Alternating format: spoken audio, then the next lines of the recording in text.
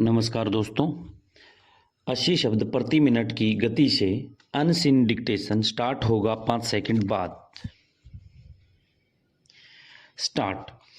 राजभाषा नियम 1976 भी इसी उद्देश्य पूर्ति हेतु बनाए गए। राजभाषा नियम बनाने की शक्ति राजभाषा अधिनियम 1963 की धारा 8 में निहित थी। राजभाषा नीति के प्रभावी कार्यान्वयन के लिए देश को 3 क्षेत्रों में बांटा गया। वह तीनों क्षेत्रों की स्थितियों की भिन्नता के अनुसार हिंदी में कामकाज के अलग अलग लक्ष्य रखे गए। हिंदी में प्राप्त पत्रादि का जवाब हिंदी में ही दिए जाने का प्रावधान रखा गया। हिंदी में प्रवीणता और कार्यसाधक ज्ञान के मापदंड तय किए गए।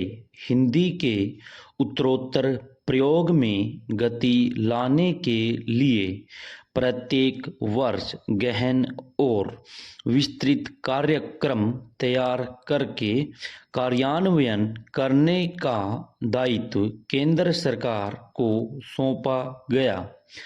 इस अनुपालन में गृह मंत्रालय के राजभाषा विभाग द्वारा हर वर्ष एक वार्षिक कार्यक्रम तैयार किया जाता है, जिसमें केंद्र सरकार के सभी कार्यालयों में पूरे एक वर्ष में हिंदी के कामकाज में प्रगति लाने के लिए लक्ष्य निर्धारित किए जाते हैं।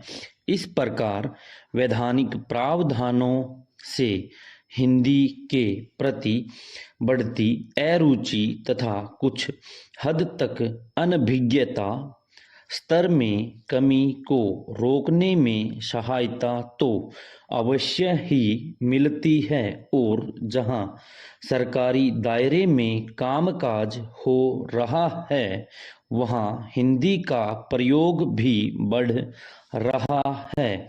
यह तो सर्वविदित है कि हिंदी भाषा न केवल देश की सर्वश्रेष्ठ भाषा है, अपितु यही एक अकेली ऐसी भाषा है जिसको देश का सबसे अधिक इकट्ठा कोई वर्ग बोलता व समझता है।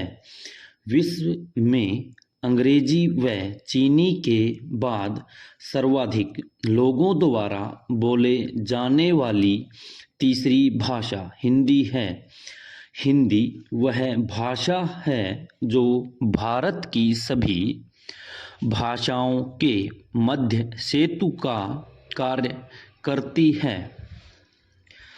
हिंदी हमारे देश में सदियों से राजभाषा के रूप में प्रचलित रही है। राजपूत, मराठा, मुसलमान शासक, ईस्ट इंडिया कंपनी के शासनकाल में भी हिंदी का प्रयोग होता रहा है। आज से लगभग 691 वर्ष पूर्व भी दक्षिणी भाषा हिंदी दक्षिण भारत की जनसाधारण की भाषा के रूप में थी और लगभग 300 वर्षों तक इसने वहां राजभाषा के रूप में प्रतिष्ठित स्थान ग्रहण किया।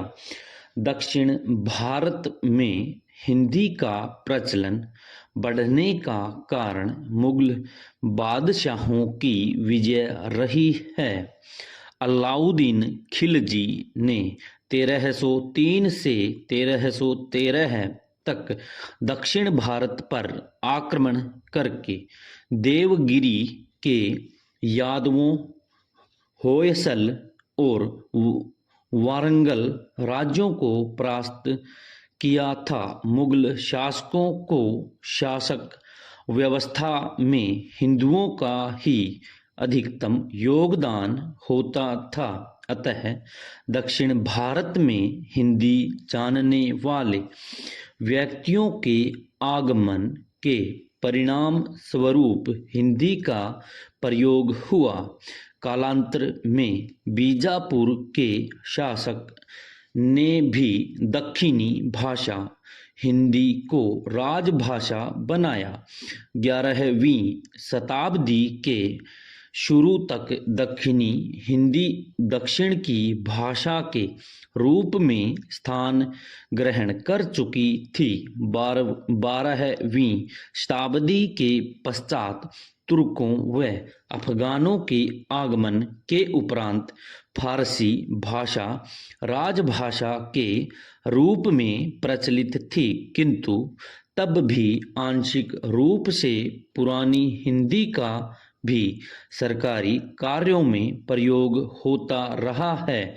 मुगल काल में ही 1526 से 1707 में ही सूर, तुलसी, कबीर और रहीम रस खान आदि ने हिंदी साहित्य की रचना करके स्वयं को महान हिंदी कवियों के रूप में विभूषित किया है। मुगल काल में शासन कार्य का माध्यम हिंदी ही था।